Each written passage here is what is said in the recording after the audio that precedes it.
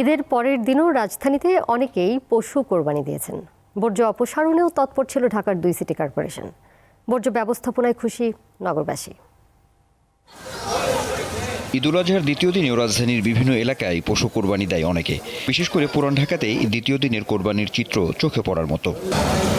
পারিবারিক রেওয়াজের পাশাপাশি ব্যস্ততা এড়াতেই মূলত দ্বিতীয় দিন কোরবানি দেন পুরান ঢাকার বিভিন্ন এলাকার মানুষ। আমরা সেকেন্ড জেনারেশন বা থার্ড জেনারেশন আমরা এখন ঈদের পরের দিন দিই। অ্যাকচুয়ালি আমাদের সবসময় দ্বিতীয় দিনই কোরবানি দেওয়া হয়, কিন্তু মূলত কারণ হচ্ছে কষার রেটটা একটু কম পড়ে। কালকে লোকজন কম ছিল, এই জন্য দেওয়া হয়নি, বাকিটা আজকে দিব আর কি। এটা ঢাকা উত্তর সিটির বর্জ্য বিভাগ জানিয়েছে, ঈদের দিন রাত 8টার মধ্যেই 54টি ওয়ার্ডের সব এলাকার শতভাগ বর্জ্য অপসারণ করা হয়েছে।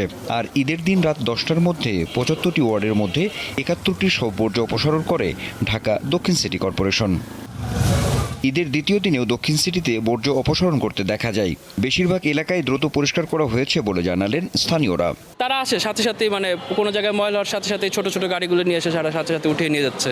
হ্যাঁ, এখন আসলে এটা আজকে সকালে হইতে যাবো, কালকে যেটা ওইগুলো নাই। এটা এভাবে যে পরিষ্কার হয় এটাই চাই আমরা, আর কিছু না। একদিক দিয়ে হচ্ছে, ওই আরেক দিক দিয়ে দেখেন সাথে সাথে পানি সাথেই 5 মিনিটও লাগছে না। ঢাকায় কোরবানি করা পশু ও কোরবানির হাট মিলিয়ে অন্তত 39,000 টন বর্জ্য হবে বলে ধারণা 2 সিটি কর্পোরেশনের।